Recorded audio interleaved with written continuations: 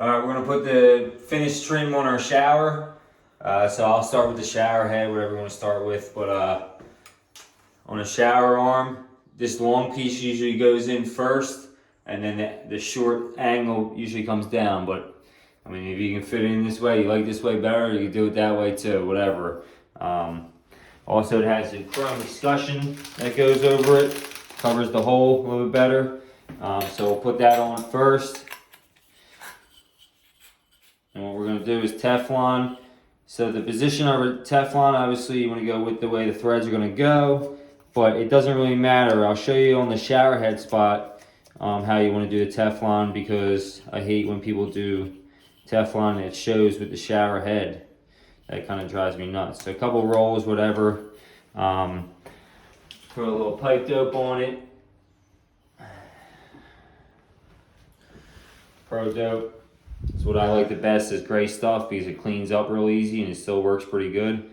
So then we'll throw this bad boy in there. Get it started.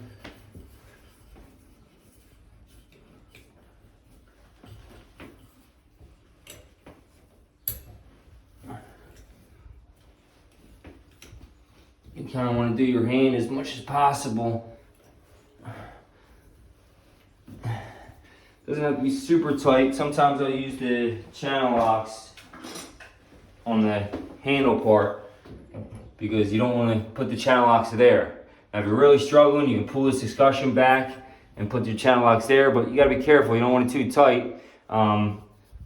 If you're nervous about it not being tight enough or whatever, you can always turn the shower on and look through, without a plate on here, and look through or something. But usually, as long as you have Teflon piped up on it, it's going to take a lot for it to actually leak on you. So do that with the handle. Want this bad boy nice and straight. Push your discussion back, and then we'll Teflon for where the shower head's going to go. So I kind of ball it up a little, like, you know, yarn it up a little bit. So like, I'm not going to let the face stick out as much as it wants to.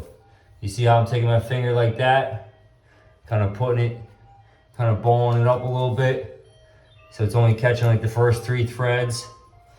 That's the way I like to do it. Don't do too much, because especially with these newer shower heads, you get Lowe's or Home Depot, they're actually plastic or white metal, and they'll crack on you if you tighten them too much. Now here's another little trick. See this blue thing right in here? Yeah. That's a water saver. So what it does is it restricts flow, so you save more water. I like a lot of pressure on my shower head. These showers are horrible. There's no pressure. I can't get the shampoo out of my hair. Me either. If I don't have a good shower, I am not myself. I feel weak and ineffectual. I'm not Kramer. So what I'm going to do is blow this thing out. I'm going to get a lot more pressure. Now you got to be careful. If you don't like a lot of pressure, you're going to get a lot of pressure once you take this thing out. Oh, yeah.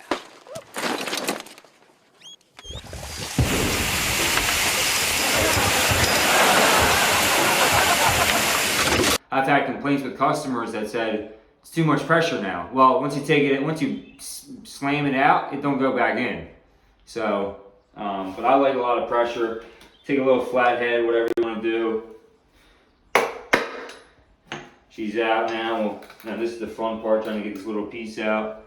I'll usually get a pair of needle nose.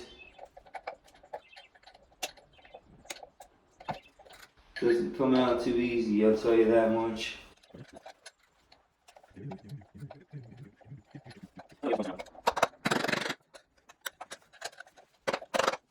So now it's out. I took it all the way out. Sometimes I'll just take this little center part out if I can get it out with a pair of needle nose after I bang it in, but I just took the whole thing out. It ain't that big of a deal. So again, well, this thing, like, you need to put the washer back in here, the washer and screen, if you really want to. You don't, it's not dire, but it comes with it. Put a little bit of pipe dope, nothing crazy.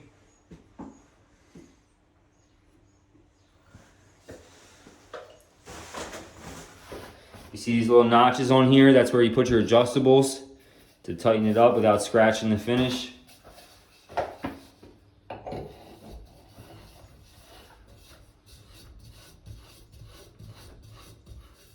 Get it as hand tight as much as possible.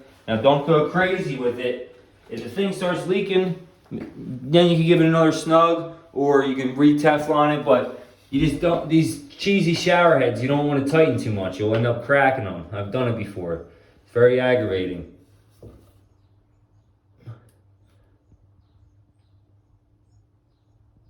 And it's pretty snug. Wipe the pipe dope off, take a rag, clean up the finish on it. That's your shower head. So now we're gonna do the shower diverter. All right, we're back. Now we're gonna do the shower diverter. This is Delta, pretty simple.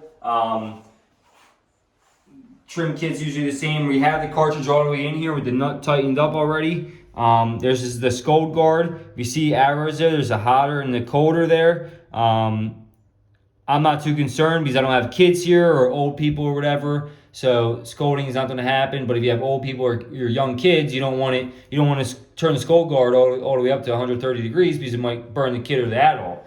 Right now, so in order to adjust that, I'm going to put it all the way to hot so I don't have to mess with it later. You pull this cartridge piece out and you just turn it. And now it's, well, I turned it the wrong way. Now it's all the way to the hot. It is the arrow. That's what you see. So now we're all the way to hot. We're going to take the O-ring they give us. This O-ring goes over this nut. And this thing goes over the O-ring. Sometimes I like to wet it up a little bit so it slides a little bit better. You know, lube her down. And then you put this thing over top of it. Boom, just like that. Now, you got the trim plate. Nice styrofoam seal around it so you don't have to caulk it. Sometimes I'll caulk it anyway because it makes me feel better, especially if it's on the second floor, but you don't have to. Slide this bad boy on. Only get it on a little bit, just like that. And you can actually see the screws, where the screws are supposed to go.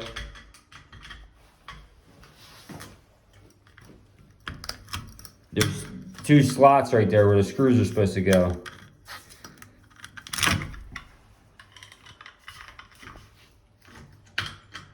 Sometimes these tabs bend.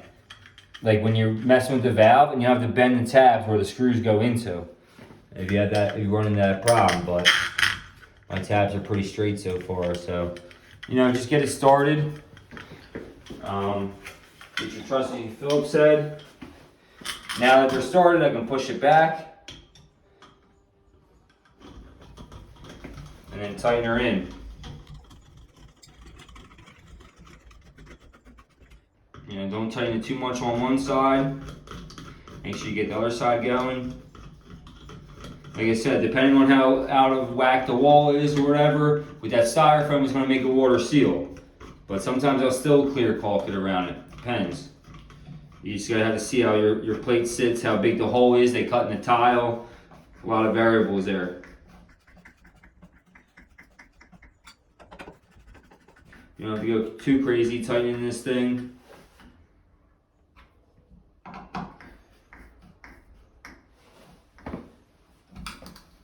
Valve's nice and snug. So then you go to this part. Of course, they didn't give us an Allen key. Why would they? Come on, Delta. So if you see there's a Allen key screw there and this handle's gonna go on, you're gonna have to tighten it. So let me get my trusty Allen keys out. They're all over the place.